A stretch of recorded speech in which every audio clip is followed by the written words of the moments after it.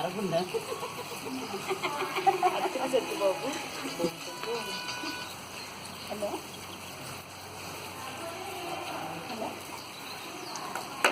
అస్సలు కై లేదు కుయ్యి లేదు.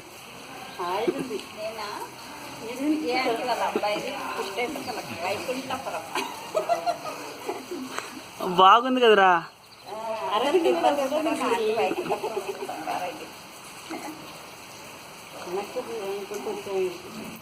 ఎక్కడ బాగా అవుతుంది.